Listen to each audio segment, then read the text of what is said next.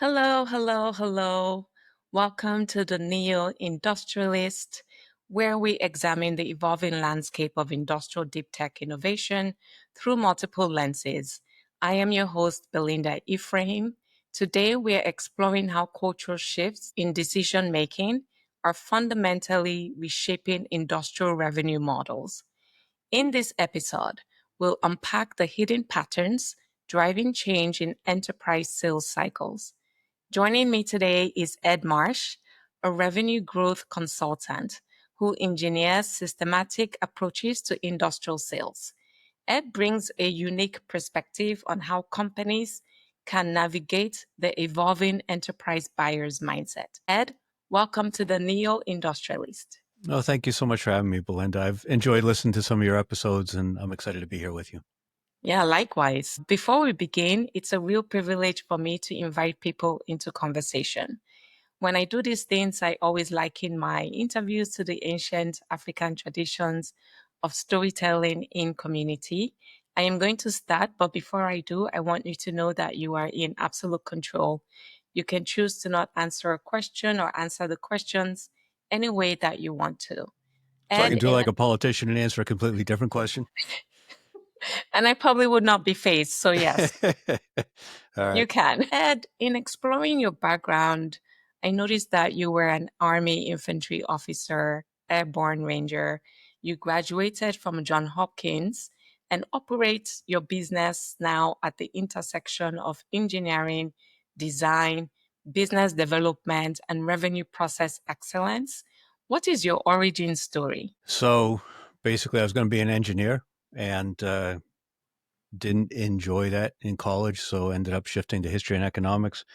Loved the Army, went into the Army, running raids and ambushes, but fell in love and got married and wanted to stay married and didn't think I could if I stayed in the Army. So I got out and wanted to learn business. And I thought the best thing to help me get started learning business was to learn sales. And so I took a job in industrial sales. And shortly thereafter, I had some really great success as a rookie, took another job, became a sales manager. Then I became partners with a German company in the US that needed somebody to run their US distribution operation for capital equipment in the industrial space. And eventually, as the euro in the early 2000s became very problematic for that business model, I went to India and set up a company in India to take used machines from the US to India and then pivoted that model to help US companies. I would employ an employee who would be my employee, but dedicated to them full time. So we'd make sure they were showing up to work, but they'd use the company's CRM and digital telephony. So there'd be a 4-digit extension on their desk. So it was really a slick model, but I think it was early for what companies were willing to think about doing in India. Yeah. And so then basically those businesses collapsed simultaneously in 2008. I spent some time, actually a lot of time in Nigeria and in Brazil and back in India in a completely different industry for a while, kind of tying back into some of my military background, and then decided to become a consultant and focused initially on helping companies export. I was the export advisor to American Express for their small business program. And then that kind of turned into marketing as digital marketing really grew very quickly. And I was having conversations with companies of, okay, let's look at your marketing and let's localize it or internationalize it. And the marketing sucked. And so we'd work on improving that. And for several years, I helped industrial manufacturers do that. That's kind of my area of focus. And then I realized that they weren't selling any. We could create a ton of leads. They weren't selling them because they really needed to improve their sales. And that brought me to the point then where we integrated the whole thing into what I call overall revenue effectiveness, which is a play on the industrial manufacturing concept of OEE, overall equipment effectiveness, that basically says we can engineer a system, we can figure out where the least efficient aspect of it is, we can improve that, we can improve the next least efficient, we can identify where there's gaps. And I believe we can do that from board governance through strategy, through marketing, through sales, through customer success, and the technology that ties all those together from a customer facing perspective. So I spent a lot of time really in all of those areas. And sometimes I'm working with companies on board governance. Certified by the National Association of Corporate Directors and Private Directors Association. Sometimes I'm helping them hire a great sales rep or sales manager because companies struggle with that. Sometimes we're talking about shifting from their very traditional inbound marketing to a much more contemporary approach based on how buyer behaviors are changing. So it's really revenue growth. And I believe very strongly that if American industrial manufacturers take the same mindset that's helped them become so strong in manufacturing, bring that rigor and that process engineering, that continuous improvement, that management by metrics, and apply it to the front end of their business, they can be unstoppable. Wow.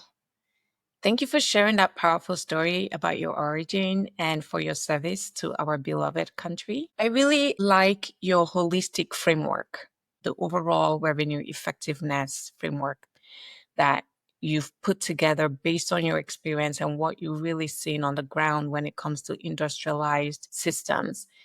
Before we segue into the episode, I'd like to unpack your thoughts on public discourse around American manufacturing, semiconductors, tariffs. But before you do, here are some statements that came from you that I want you to consider. There's something fundamentally good about manufacturing, and manufacturing jobs are a convenient fulcrum upon which to lever public emotion. So I'm glad you didn't find anything I said that was embarrassing to me. I'm not quite sure what the context was of the second part. I think it's a lot of people that have their own agenda talk about manufacturing employment Mm. as a way to try to make their point relevant. But I do believe that there's something that's uniquely satisfying and virtuous and important about actually making things. I'm in the service sector, but I believe that manufacturing is fundamentally important to society and to communities and to individuals. And that underlies a lot of the work that I do.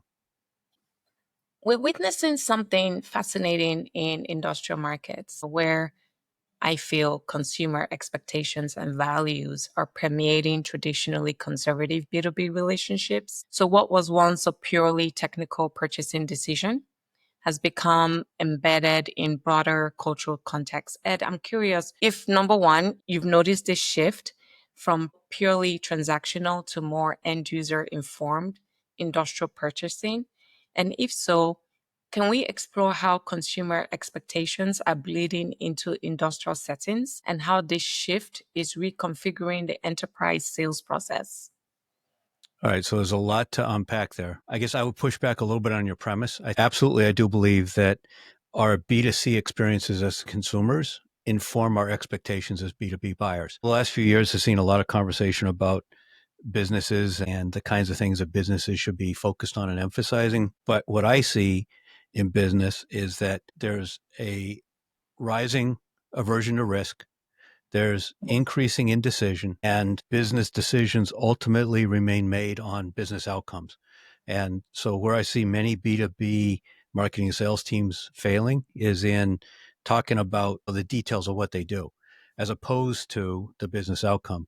I think there you have to differentiate a little bit between B2C and B2B, because B2C is often, how does that luxury item make you feel? Or how's it going to be to have that big TV to watch the Super Bowl? Or, those kinds of emotional things. And certainly there's emotion in B2B buying for sure, but the decisions are made on the business outcomes. And if salespeople are good at uncovering compelling reasons to buy, then they're getting to the emotion. I mean, compelling reasons to buy aren't something you find in a spreadsheet. You find it in a conversation, and, Right. and when somebody lets their guard down a little bit. So I would say that's kind of what I would contend is the context right now. To your other point about how our B2C experiences influence our B2B buying, that certainly I think is true, whether it's the kind of technology that we're using, whether it's the way we're searching to inform ourselves, the way we're trying to stay up to date and educated about topics that are going on. Increasingly, the cutting edge technologies from B2C, we do see as prevalent in the B2B world. Yeah. You've written about an engineered process for revenue growth, which is your overall revenue effectiveness framework. How does this approach respond to this shifting mechanism in society at large when it comes to enterprise sales? So what shift specifically are you talking about? This idea about B2C having an impact on B2B, maybe albeit, on a smaller scale, but it does, I feel, impact that trust mechanism when it comes to enterprise sales.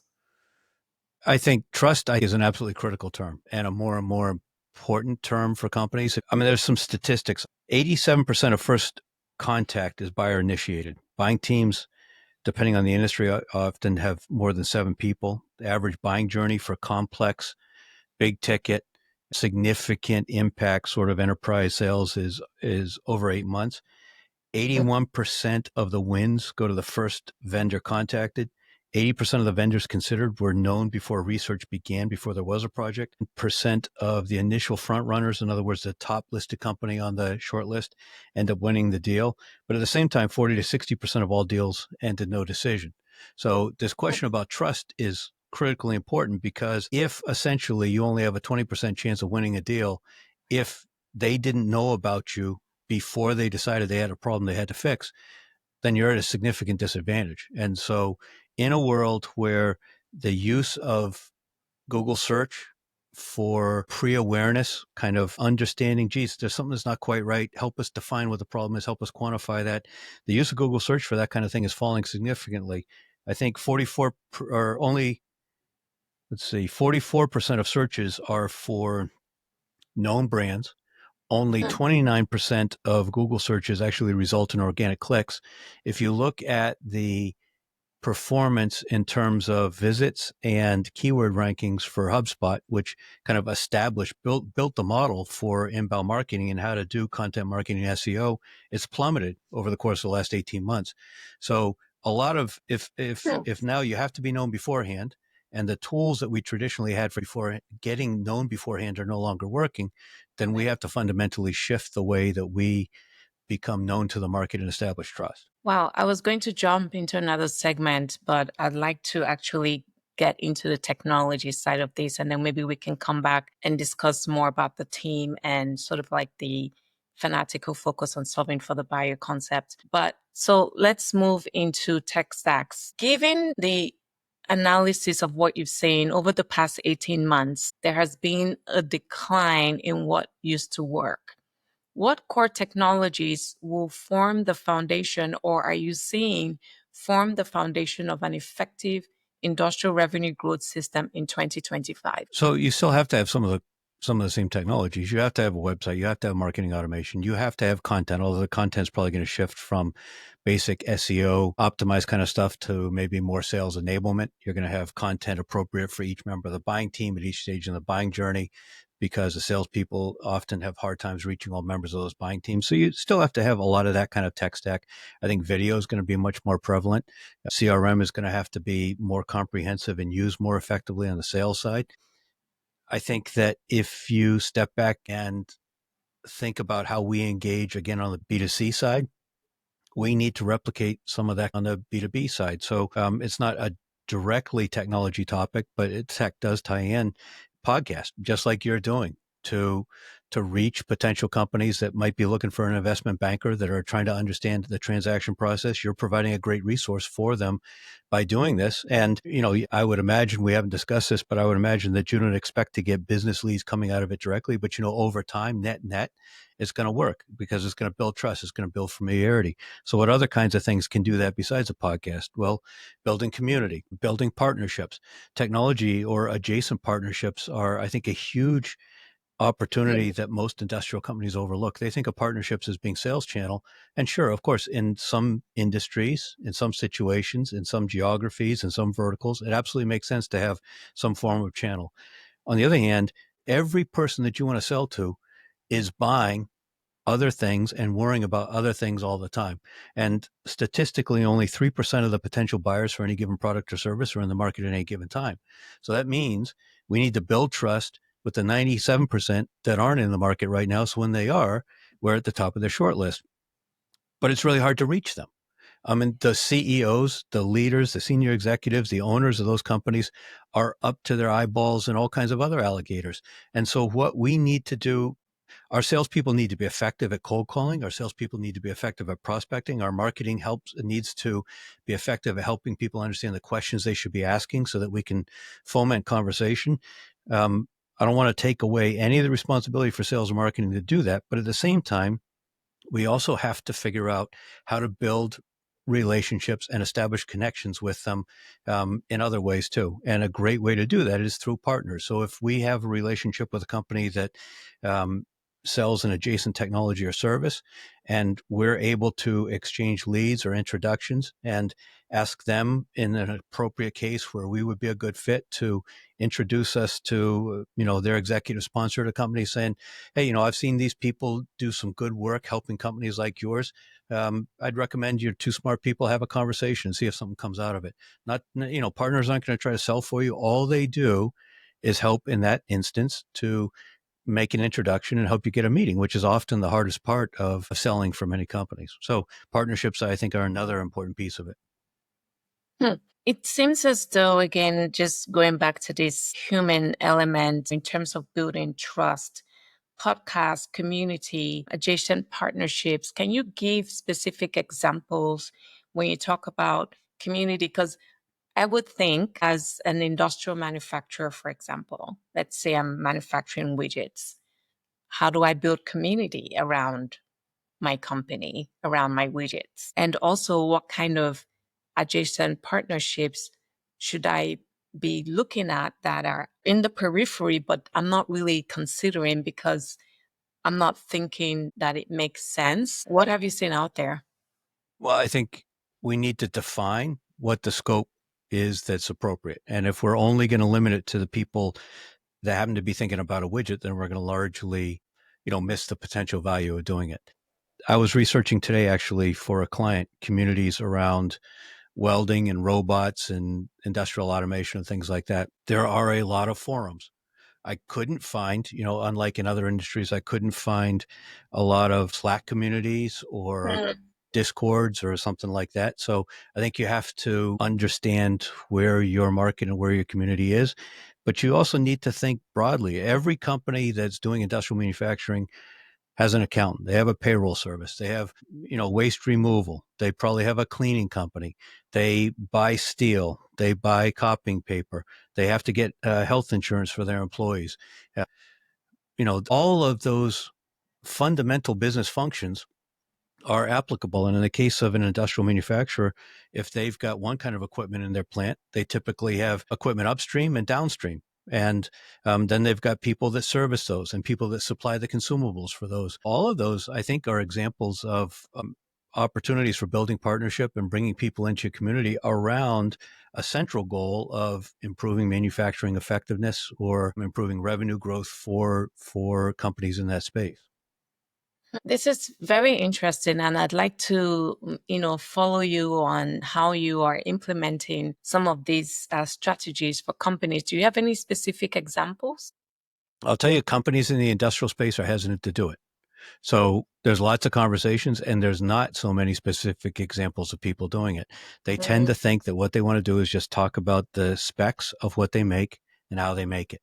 And I had an interesting example doing some persona interviews for a client where I called some people that were thinking about buying them and bought from a competitor and trying to understand the way they went through the process, how they were thinking about it, the problems they were trying to solve, the questions they asked, how they did their evaluation, all of that. And in the end, what was clear was they saw absolutely no distinction between two companies. And that was brutal for the company that spent a lot of time thinking about how to optimize its product and how to market its product. To hear that the buyer saw no distinction, it was painful, but it was really important. So the solution that most companies kind of revert to, which is doing it the traditional way, isn't effective.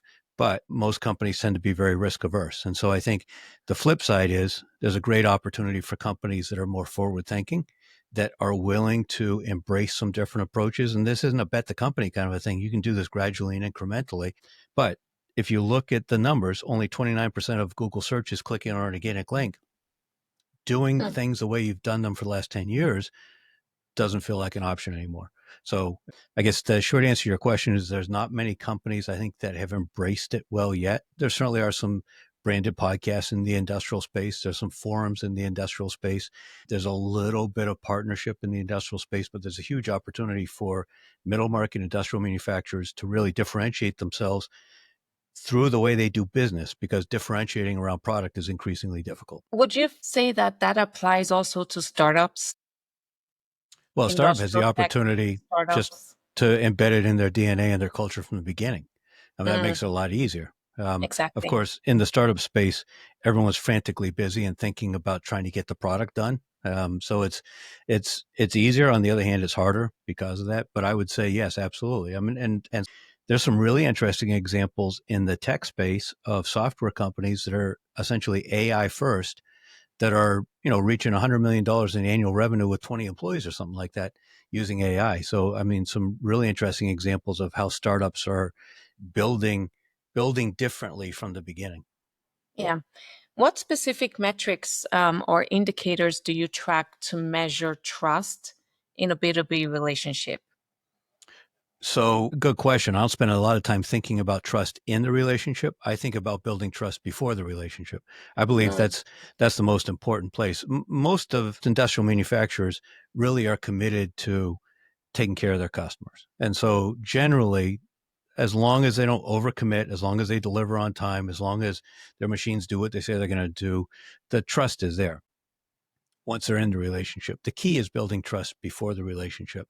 In right. terms of the metrics for doing that, I think it's squishy. We kind of we were tantalizingly close to this promise of our marketing being entirely measurable, where we could attribute every dollar spent on marketing or associate every dollar revenue to a dollar spent on marketing. And now I Uh-huh. think we're drifting away from that. I think we're back to, now we're talking trust instead of brand, but it's back to this kind of amorphous, difficult to justify and kind of squishy sort of a concept for metrics.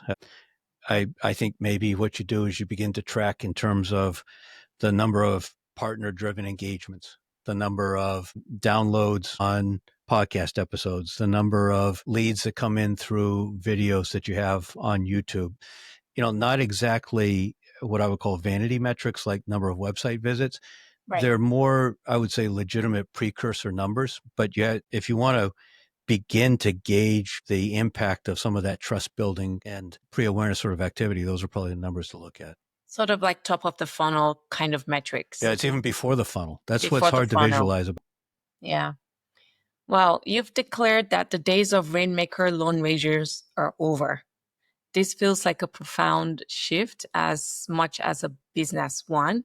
Can you tell us about this integrated team structure you advocate for and how it reflects broader collaborative values between sales, marketing, and even board governance, the whole holistic framework? How does that integrated structure foster trust either before the relationship and or in the relationship?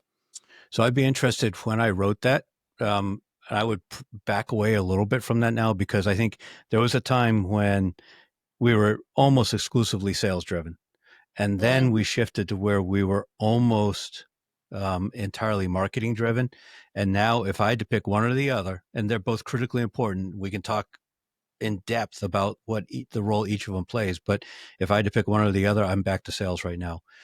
So I think potentially very skilled, high impact individual salespeople can be effective. But to answer your question in a different way, if buyers are 70% of the way through their buying journey before they want to talk to a sales rep, then who's doing the selling? Is it marketing mm. or is it sales that's doing the selling? Now, sales purists will tell you that sales is everything that happens after the prospect raises their hand, and marketing is everything beforehand. We could debate that kind of stuff all day long. But the point is, through that buying journey, up to the point where they've already decided who's on their short list and who's number one, which means that 70% of the time that company is going to get the order, they typically have not spoken to sales. And so you have to understand the role that marketing has now to sell. That being said, I kind of shift to what I said earlier. We've taught salespeople they need to prospect to find active projects. That's what we've told them, that in order for them to be successful, they have to find active projects where there is a clear timeline, there's an approved budget. Some people call them bank criteria, or whatever term you want to use, that all of those are in place. And if you look at those numbers again, that 70% of the time, the companies on the 70% of the companies on the short list were known to them before they started the research. 70% of the time, the company at the top of the short list gets the order, all that kind of stuff.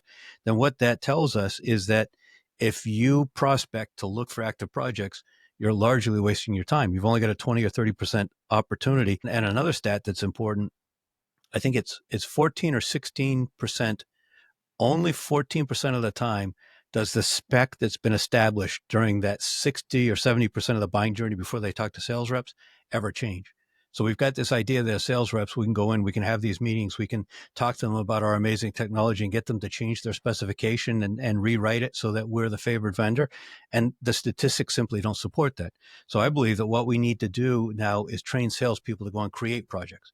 So that means marketing's Sure. job is to be helping prospects understand the kinds of questions they should be asking to uncover the business problems that they have that they might not be aware of, or they just tolerate, or they don't think are important enough. And if marketing does that part, then sales does the part of having the conversation to help them through consultative selling understand the magnitude of that and then help them develop a project. So I believe the salespeople now need to be proactively creating projects, which means even longer sales cycles, even more activity, a different set of KPIs for salespeople to be following. But I think it's too simplistic to send salespeople out prospecting looking for active projects. Wow. So how would this play, in this sort of integrated team structure for a company that has generated revenue on this sales only type of aspect without really including marketing and having this back and forth conversation that could actually help drive top line revenue even more? It's a very hard cultural conversation, particularly because many of these companies are family owned. The VP of sales that is viewed as being the driver of revenue could be a brother-in-law. They probably, a typical $100 million industrial manufacturing company or distribution company. Let's say there's 15 people in the sales department and one or two in the marketing department. And so that VP of sales has a very strong vested interest in preserving the status quo because that's their authority, that's their budget, that's their organizational hierarchy. But if 60% of the buying journey is done before people want to speak to a sales rep, is that the right distribution of resources across that revenue growth function?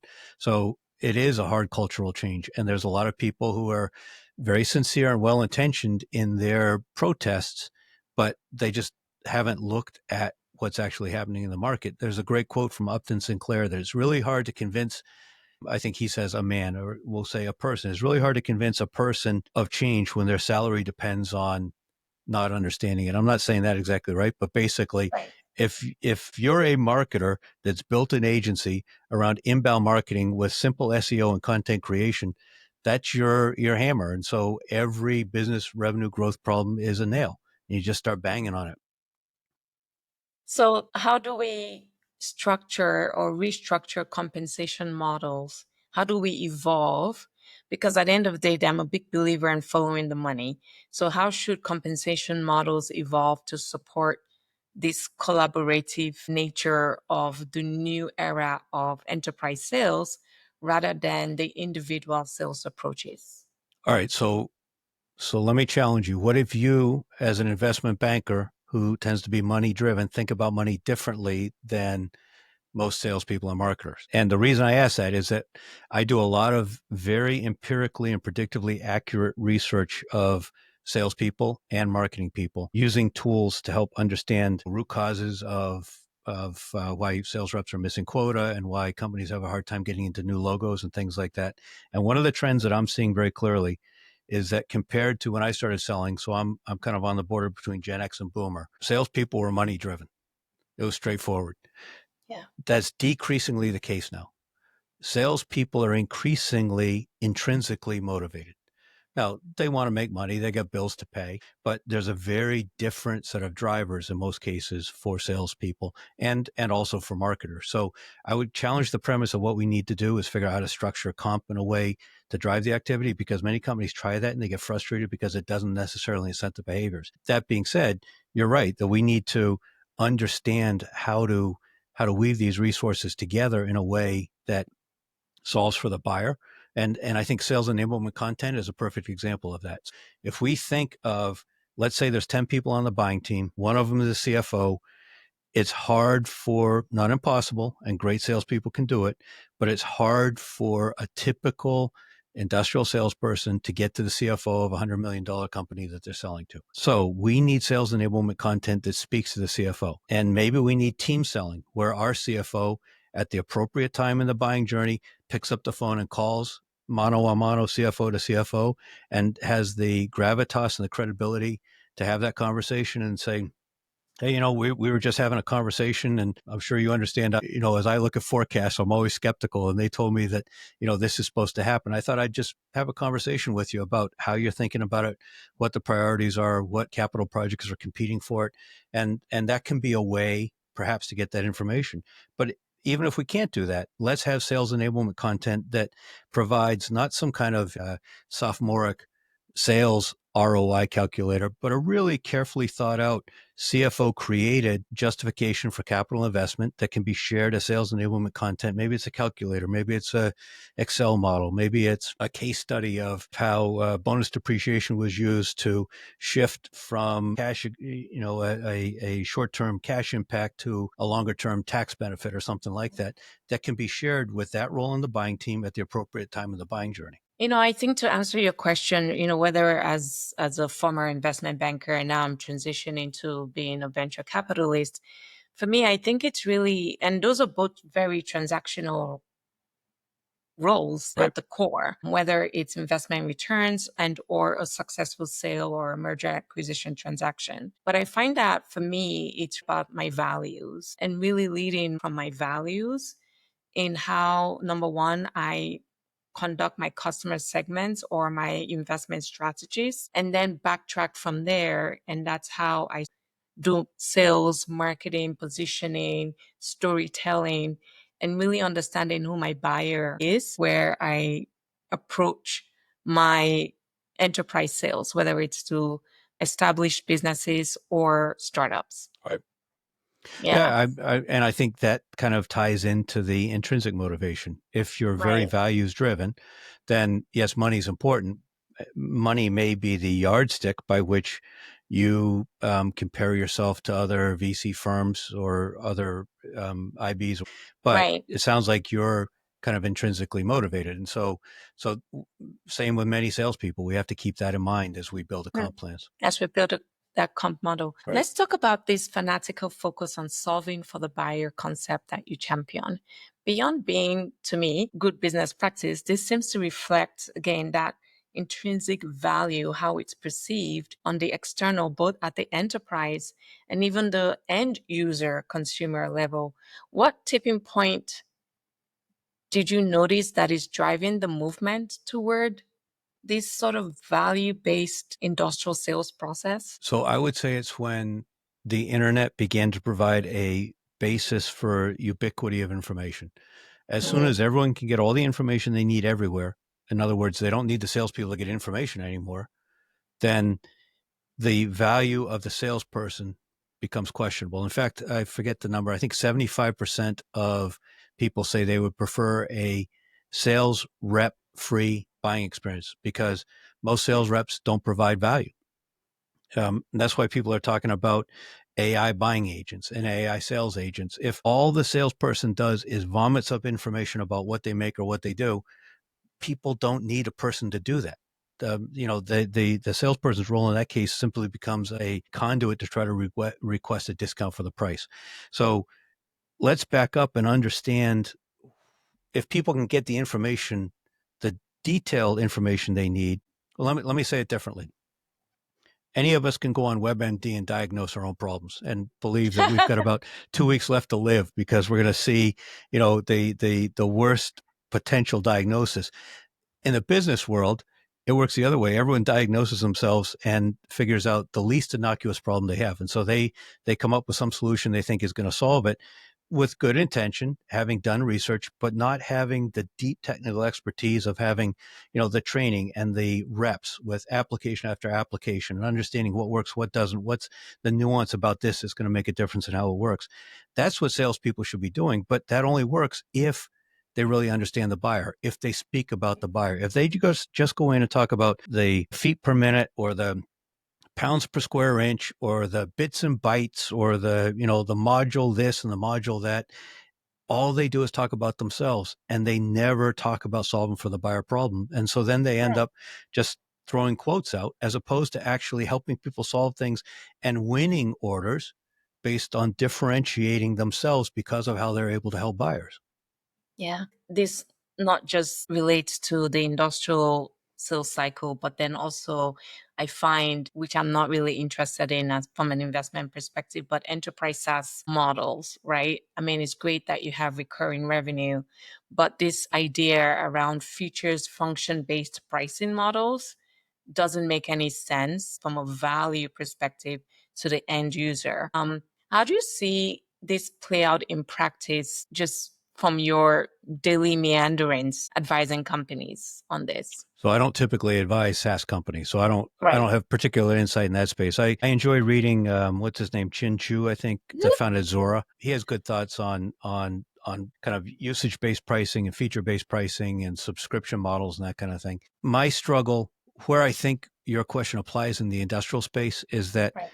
most salespeople don't have the business acumen or the training or the questioning ability to really develop the compelling reason to buy and quantify what it means for somebody's business. And so if they haven't quantified the real cost to somebody's business, then they can't possibly speak about the value of what they're selling. All they can do is try to pitch an additional feature to justify their price compared to a competitor. It all comes down to what the impact is for the buyer. I was reading an article the other day that talked about, actually it was one of those Zora. Is that how you say it? Zora. I think that's the Yeah. company that spun out of Salesforce to do subscription billing. They had an article on their Saturday blog that talked about what they call deal desks, essentially the group in a SaaS business that has to reconcile all of the commitments made, the term, the price, all of those commitments. And when that's handled by sales, it's a mess. And when it's a mess, that means the accounting people fail audits. It's not just that they've got a little overtime, they fail audits because they're not compliant with various things that whether it's covenants to their investors or whatever the case may be. So that's a significant implication. Now, it didn't go into exactly what happens when they fail, how many they can fail, what the penalties are, all that kind of stuff. So as a salesperson, you need to develop that.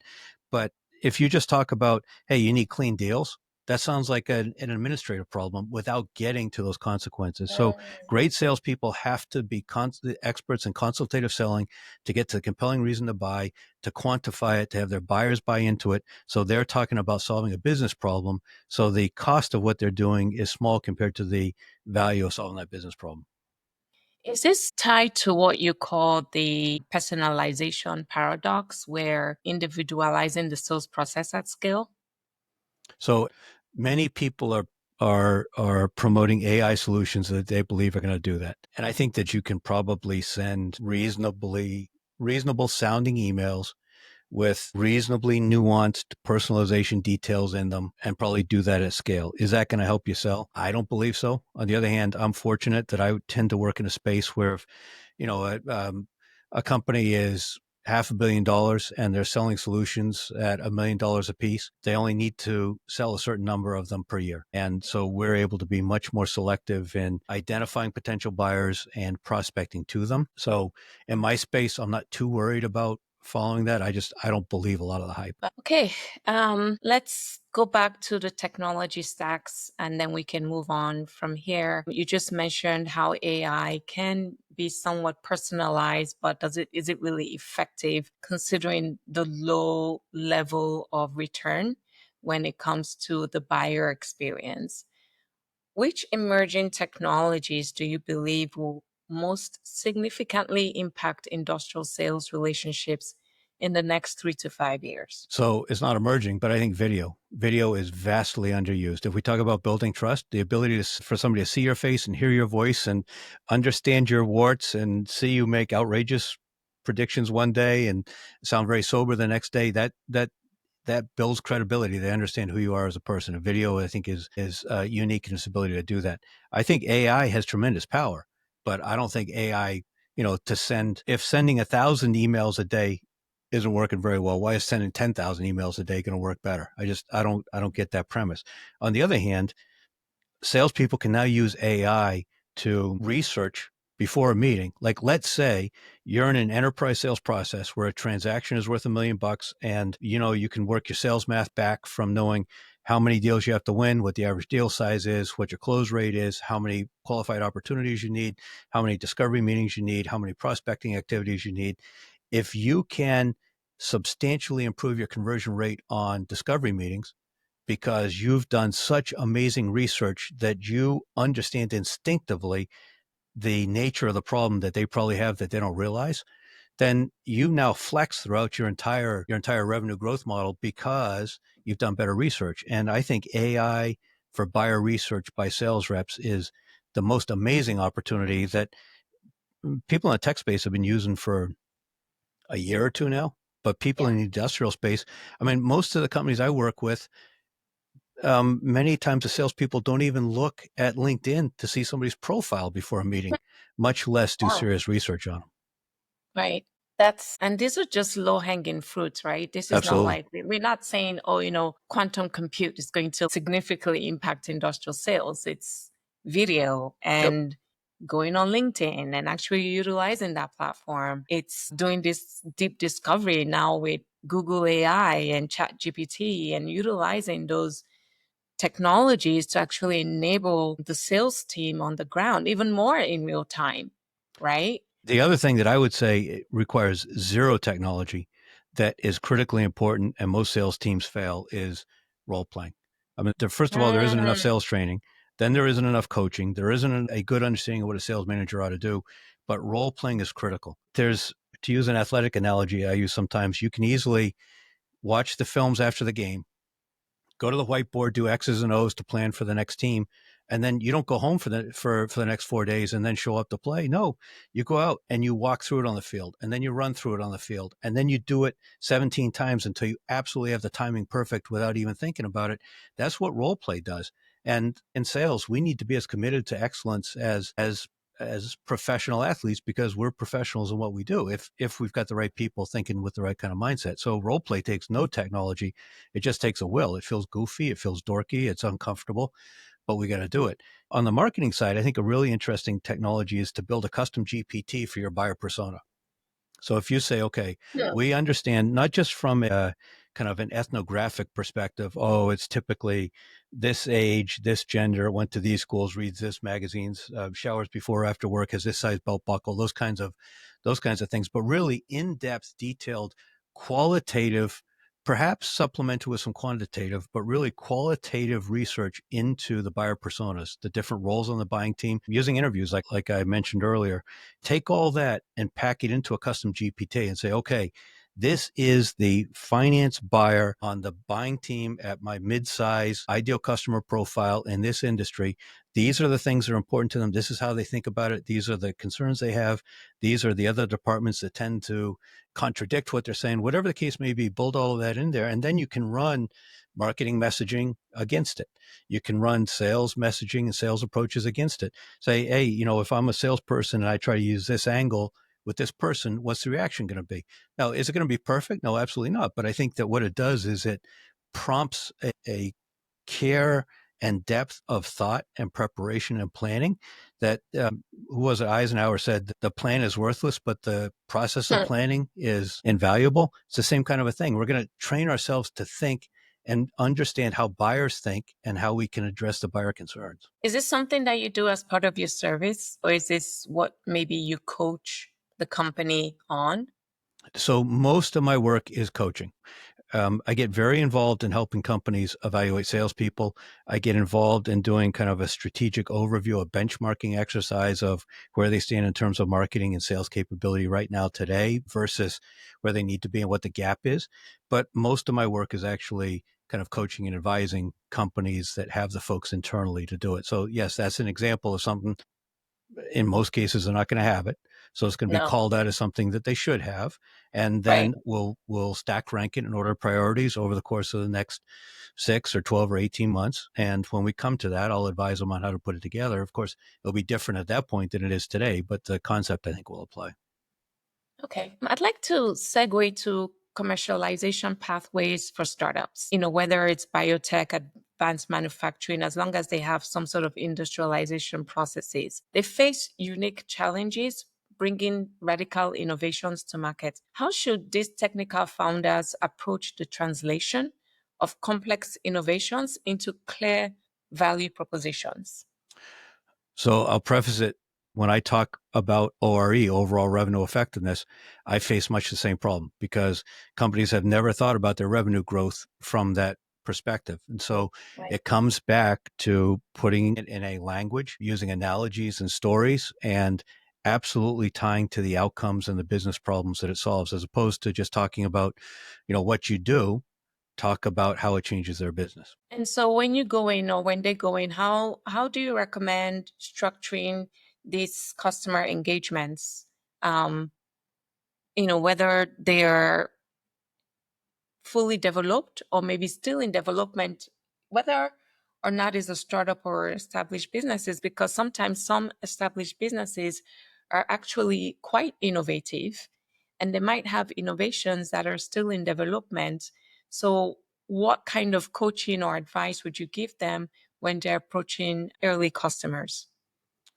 So first, to make sure that their innovation is based on what customers need, as opposed to what the founder of the company thought would be fun to make, which is too often what happens. So there's got to be product market fit. It has to solve for a problem that buyers actually have. It has to be something that buyers are willing to pay for. And so then it's their job to, I think, as you talked about, tell stories, to tell the story of, um, help somebody roll the tape forward and understand how their life will be worse if they don't do it and better if they do it from a personal, professional, and kind of a company perspective.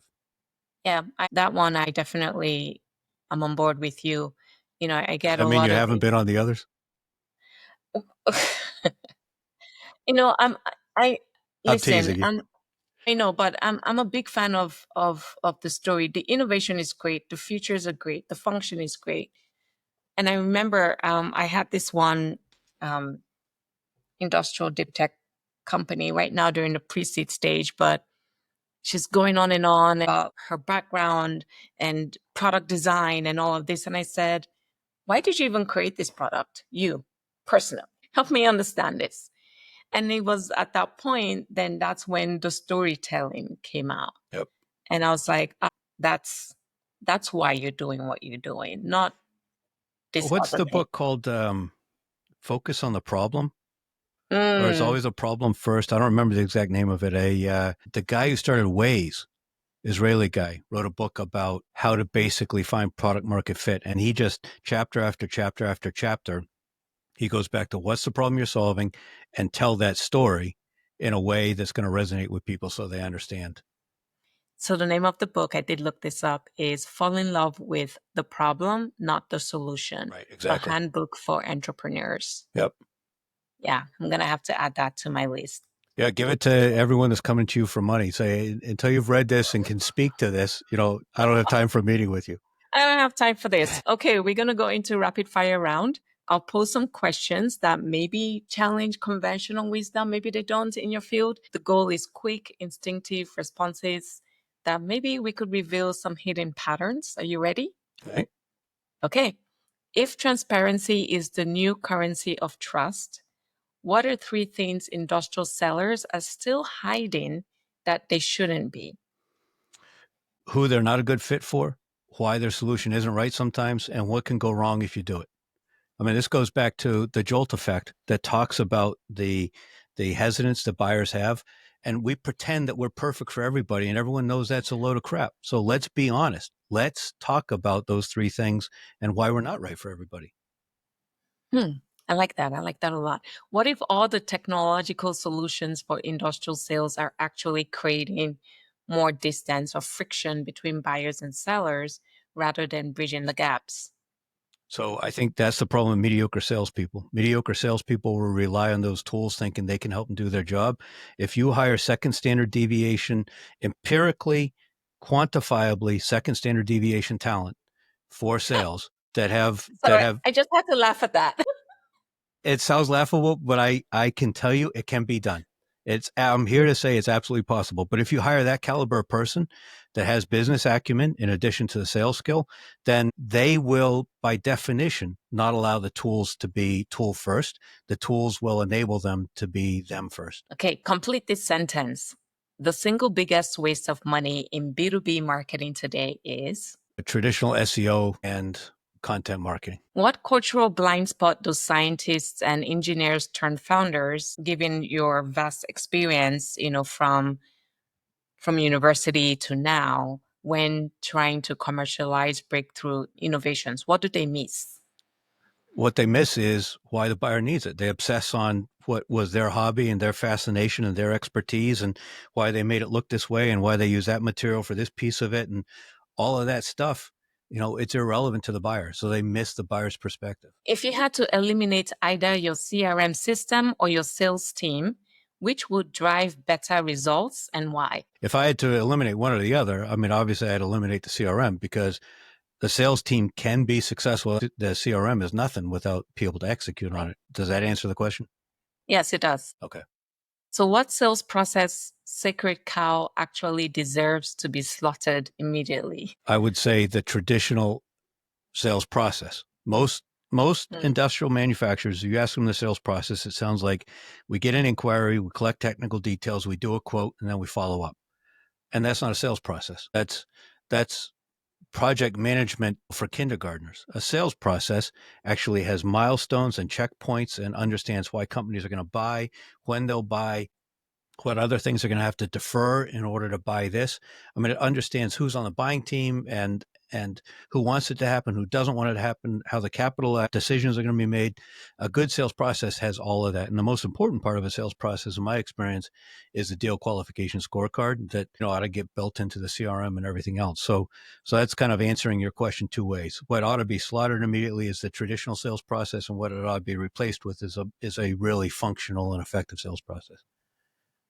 So, how are companies misreading what enterprise buyers actually value most? Because I believe there's 5 buying decisions. The first decision is, are we going to invest any resources in solving this? Second decision is, are we going to request capital? Third decision is the capital allocation. The fourth decision is how we're going to select a vendor. And the fifth decision is vendor selection. And if you look at what most industrial salespeople think is the process, is the vendor selection. Their goal is to get selected as a vendor. But you don't get selected as a vendor if up front nobody thought it was a problem worth investigating, or if the plant manager thought, no, I don't want to squander my social capital on requesting money for this because it doesn't sound like something that's going to be a priority for the SVP, so I'm not going to do it. Or if the Capital Appropriation Committee says, sorry, everything is on hold because we have to put $17 million into cybersecurity this year. If any of those other kinds of things happen, it doesn't matter about the vendor selection. It's not going to happen. So I think that companies, and I've forgotten what your original question was, but I think that companies need to understand what the decision is and how they need to sell along the way. So, you mentioned capital allocation. So, where are companies consistently misallocating capital? So my mention of capital allocation is in the context of them selling to their buyers, because Right. often the salespeople have no idea what the company's What? criteria are for investment or how to select or projects or anything like that. Yeah. What if relationship building at scale is ultimately impossible and we're pursuing this industrial myth that this could happen because it just seems very pervasive that the industrial sector as a whole is not really looking at this relationship, this trust building, this holistic way of looking at things. So why are we even doing what we're doing?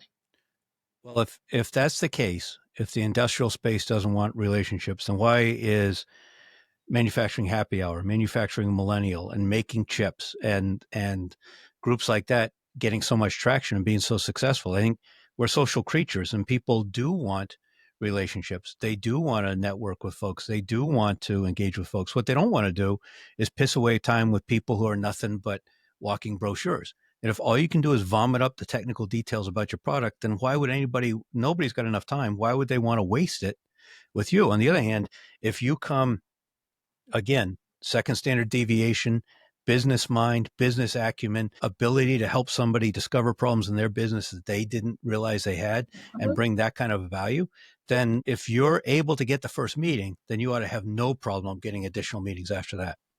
Right.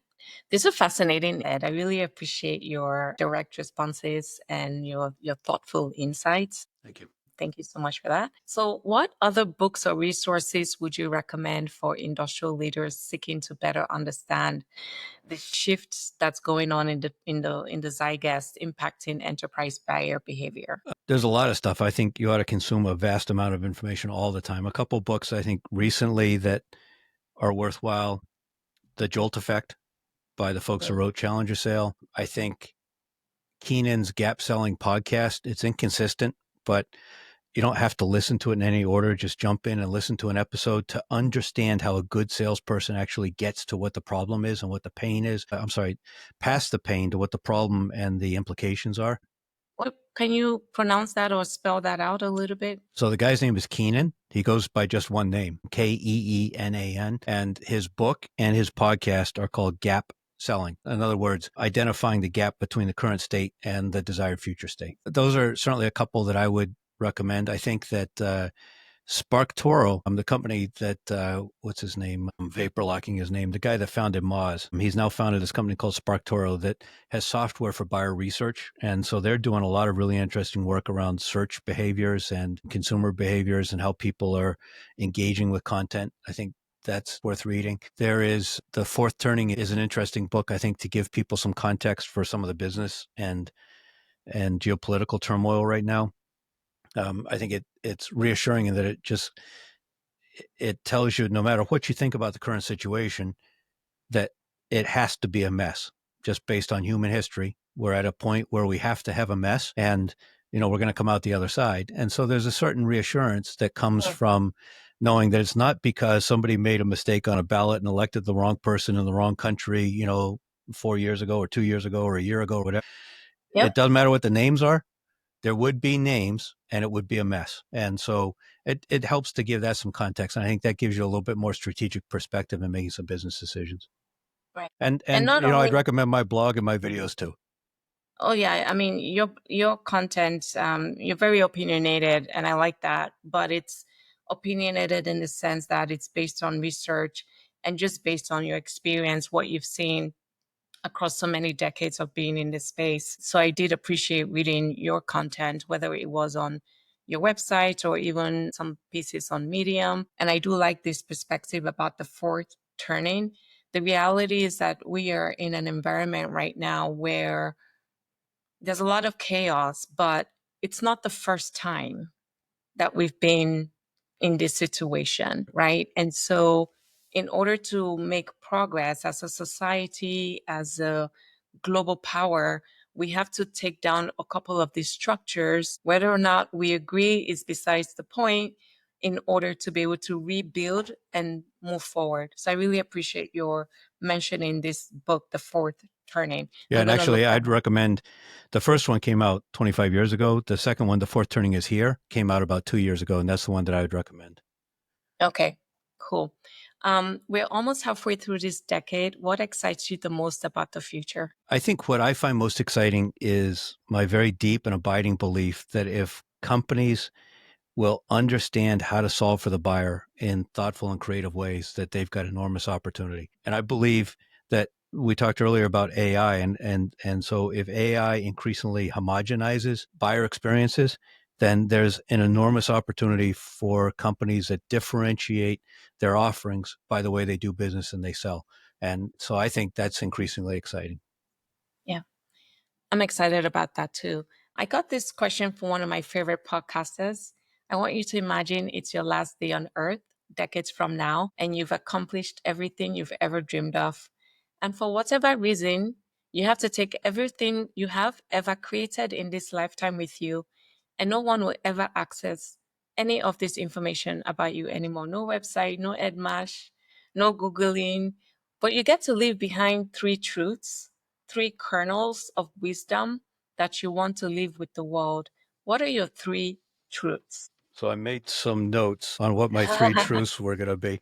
Um, the thing I'd be sad to leave behind, but proud of would certainly be my kids. But I would say that for truths, number one, it's got to be sales first and shifting from finding projects to creating projects.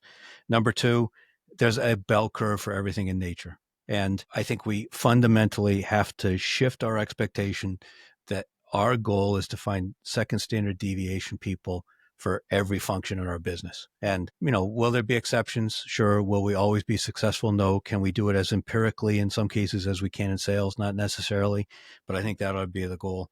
I also would say that increasingly, I think companies ought to take a zero-based approach to planning their revenue growth. So to your point about if you've got this large sales department and a small marketing department, how do you reallocate those resources? Well, instead of having this fight about, no, this is the way it's always been. Say, we're starting with nothing based on the way the world looks today. What should it be? I think they'd have Yeah. much better outcomes if they took that approach. Yeah. But, change is difficult. Yeah. Yeah, of course, absolutely. Yes. But again, I Yes. mean, that's, I think, exactly what the opportunity is for certain companies that are willing to have the vision and the leadership and the grit to experiment and to figure it out.